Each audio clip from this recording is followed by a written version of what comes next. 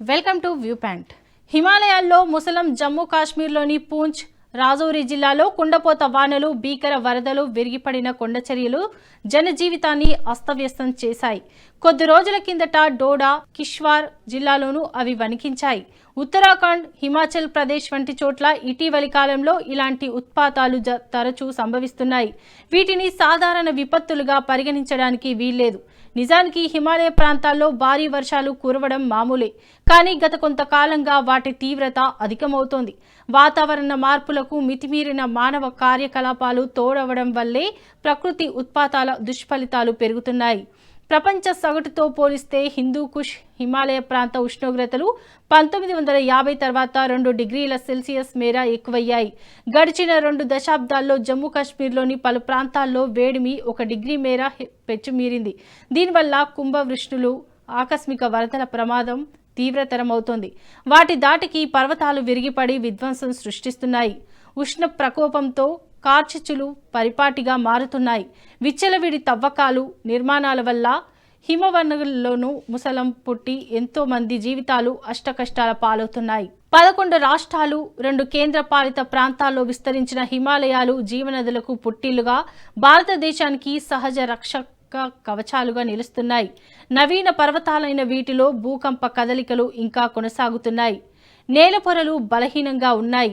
ఆ అస్థిరతను పట్టించుకోకుండా అభివృద్ధి పేరిట అసలే వదులుగా ఉన్న కొండ వాలులను ఇష్టారీతిగా తవ్వేసి రహదారులు, సొరంగాలు, హైడ్రో ప్రాజెక్టులు నిర్మిస్తున్నారు.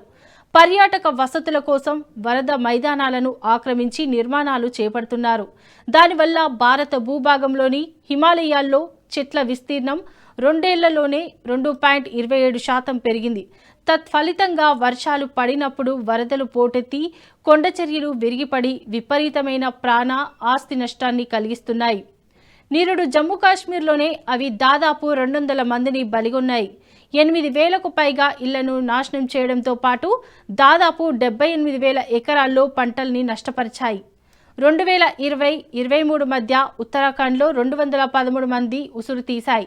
ఈ విలయాలు నానాటికి ఎక్కువవుతున్న పరిస్థితుల్లో ప్రభుత్వాలు ఇప్పటికైనా మేలుకోవాలి. భూతాపానికి తోడు వాహనాలు, పరిశ్రమల కాలుష్యం, పంట అవశేషాల దహనం వంటి వాటి వల్ల హిమాలయాలపై నల్లటి బూడిద పేరుకుపోయి సూర్యకాంతికి మంచు త్వరగా నీరవుతుంది. ఉష్ణోగ్రతలు పెరగడం వల్ల మంచు కురవడం తగ్గిపోతుంది. దానివల్ల హిమానీ నదాలు వేగంగా కరిగి ఊహించని వరదల ముప్పు ముంచుకొస్తోంది. పరిస్థితులు ఇలాగే కొనసాగితే ఈ శతాబ్దం చివరి నాటికి హిందూకుష్ హిమాలయాల ప్రాంతాల్లో ప్రస్తుతం ఉన్న హిమానీ నది పరిమాణంలో 80% మేర కనుమరుగవుతుందని అధ్యయనాలు హెచ్చరిస్తున్నాయి. అదే జరిగితే గంగా, సింధు మైదానంలో సాగు, త్రాగునీటి ఎద్దడి ముమ్మరిస్తుంది. ప్రత్యక్షంగా, పరోక్షంగా దాదాపు 70 కోట్ల మందిపై ప్రభావం పడుతుంది. ఇంతటి పెను నష్టాన్ని నివారించాలంటే హిమాలయాల్లో పర్యావరణ విధ్వంసాన్ని ఆపి తీరాలి. వాటి సంరక్షణకు సంబంధించి మహేష్ కమిటీ, చోప్రా సంఘం వంటివి చేసిన విలువైన సూచనల్ని అమల్లోకి తేవాలి.